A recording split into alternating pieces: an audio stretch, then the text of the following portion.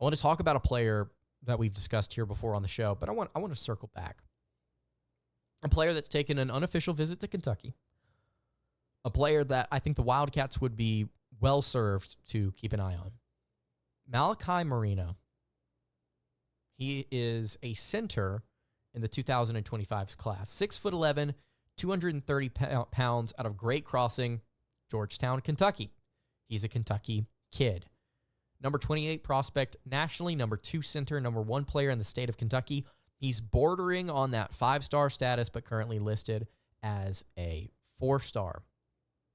Malachi Moreno, when you watch his game and you watch him as an athlete at 6'11", he's not extremely explosive. He's not like Yesufu. He's not running up and down the court and throwing down dunks in everybody's faces. He's not handling the ball beyond the perimeter, setting everybody up for different passes and showing off his ability, showing off his bag, if you will. But what he is, I think, is fundamental and efficient. When you watch Malachi Moreno's game, there's not a ton that really pops off of his highlight tape, except for the fact that what he does well, he can do over and over and over and over and over again, and you can see consistent results from a high school freshman. Kentucky is inside his top 8 schools, alongside Notre Dame, Arkansas, Indiana, Ohio State, North Carolina, Iowa, and Louisville. This is primarily, on offense as a center, a post-up player, as most centers are. He is incredibly efficient around the rim, and he does so, he finishes at the rim at such a high rate with a variety of different post moves. He's got a lot in the bag down by the rim, and you don't really see a ton of different moves in the post to begin with, and you don't really see it a ton at the collegiate level.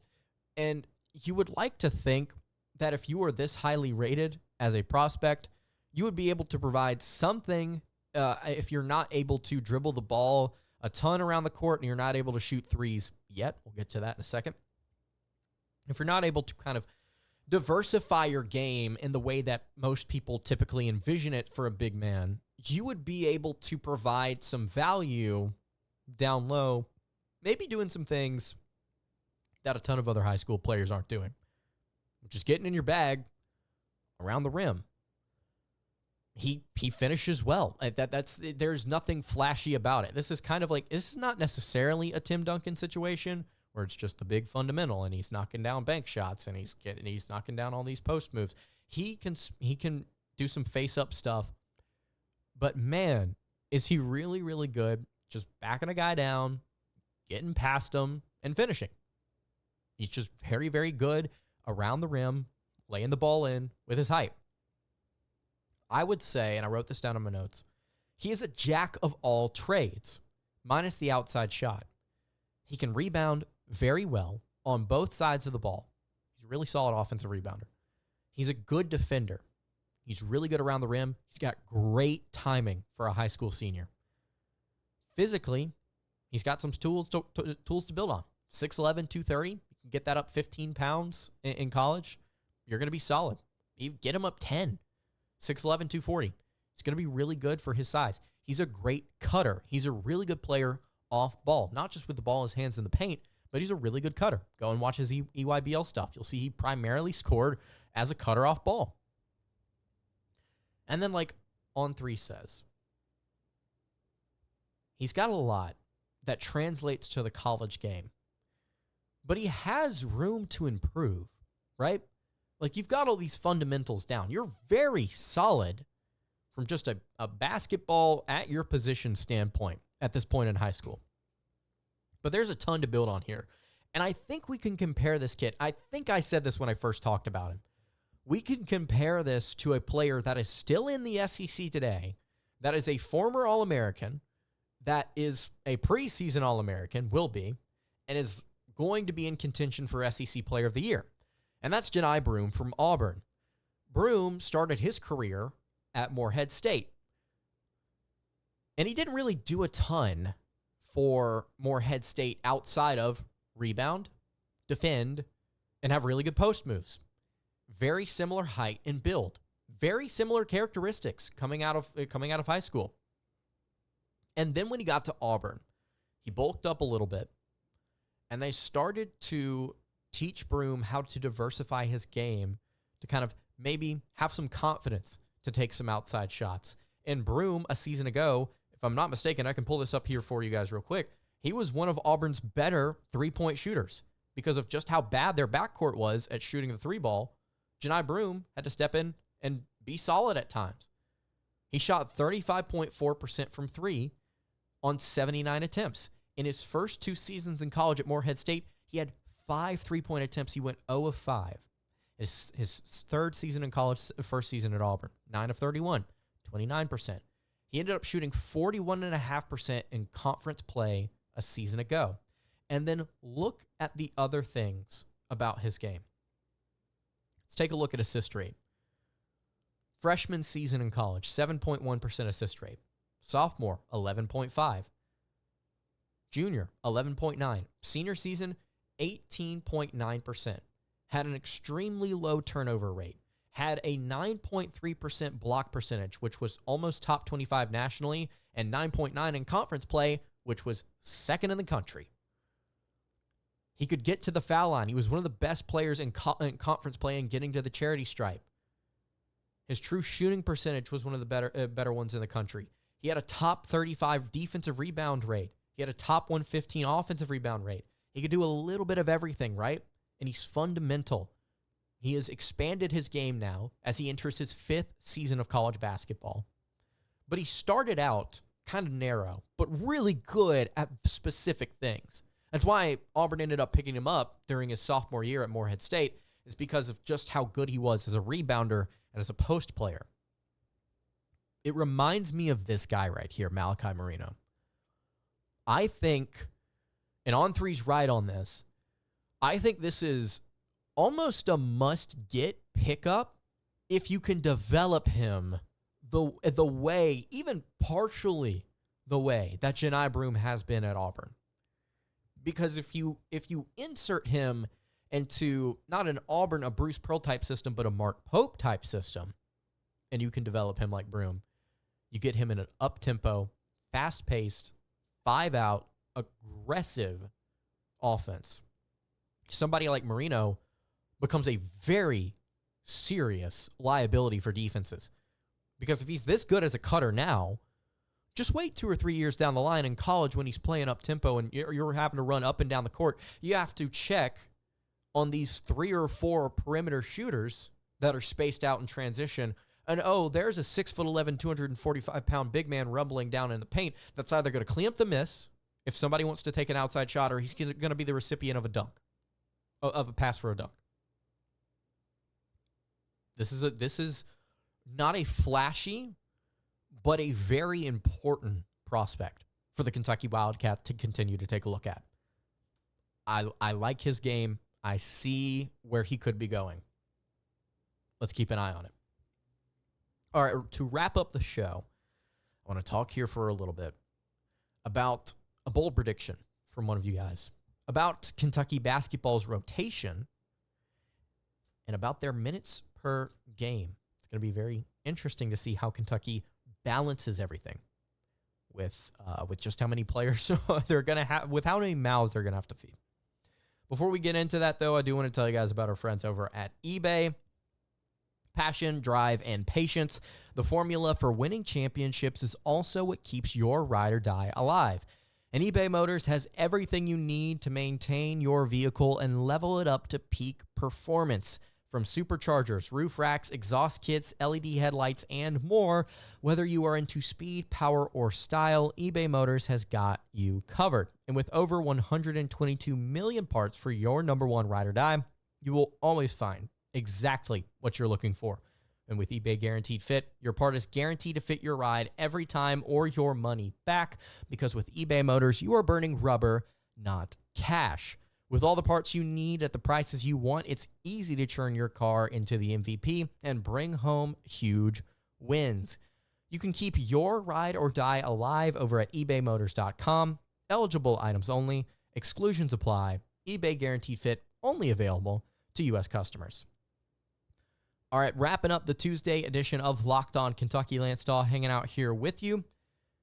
Bold predictions. We've been doing them for a few episodes now. I asked you guys about a week and a half ago, give me a bold prediction for Kentucky basketball this upcoming season. We've got a really good one here, I think, from WTK 6069 over on YouTube. And he predicts this. No one on the roster will average over 26 minutes per game. No one on Kentucky's roster over 26 minutes per contest. It's a very interesting, bold prediction that I like a lot. How bold is this on a scale of 1 to 10? We've been giving every single bold take. Scale of 1 to 10 of how bold it is, 10 being as bold as it can get, 1 being a lukewarm take. I'm going to say this is a 7.5 on the boldness scale. It's possible, but it's going to be difficult. And here's why. If you were not watching a few episodes back, I showed you guys a Google Sheet that I put together breaking down every single player on the roster, minus the freshmen. Well, they were included. They just didn't have numbers. Every single player on the roster from their previous school, their minutes per game with that program, their percentage of possessions used, their percentage of shots, and their field goal attempts per game. And if you'll look, I'm not going to bring it back up on YouTube or on podcast. Well, you couldn't see it on a podcast anyway. If I'll go and look here, there's 1, 2, 3, 4, 5, 6 different players that out of Kentucky's 9 transfer portal additions that averaged over 26 minutes per game. Kerr Carissa averaged 33.4. Andrew Carr averaged 32.5. Ainsley Almanor averaged 32. Kobe Brea averaged 29. Lamont Butler averaged 27.5. Jackson Robinson averaged 26.4. And then you get to Otega Owe with 24.9.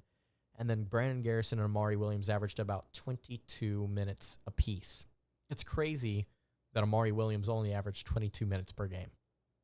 That Brandon Garrison technically averaged more, which is insane to me.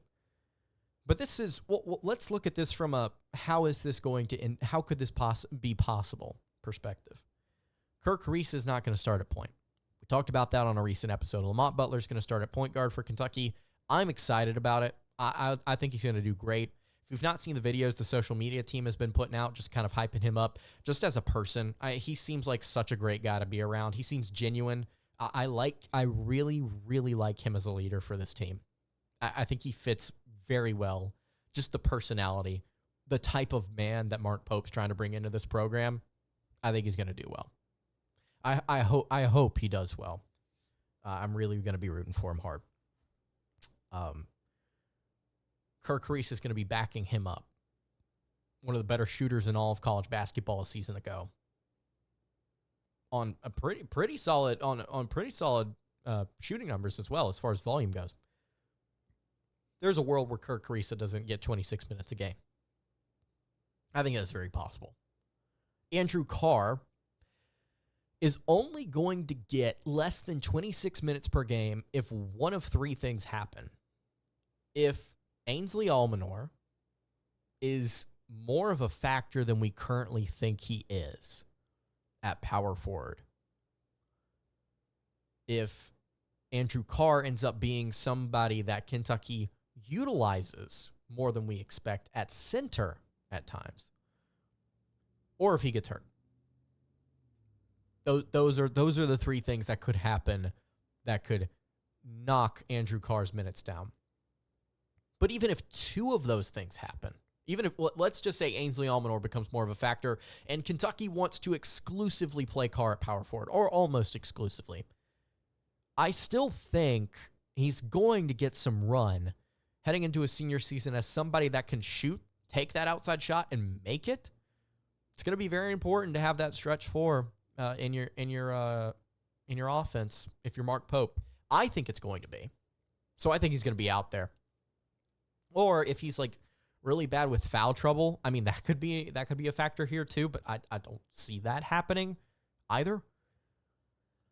Ainsley Almanor could also be under 26 minutes per game. Actually, it's probably reasonable to say that he's going to be because of just how good Andrew Carr, I think, is going to end up being for Kentucky or how valuable he's going to end up being. Kobe Brea averaged 29 last year. Look, if Kentucky wants to play Travis Perry, Jackson Robinson, Colin Chandler, if Chandler ends up being good, Brea could average 26 or less. Now, that's going to be tough because of just how good of a shooter he is. And I really do hope, I hope with Kobe Brea, I almost said Kellen Grady.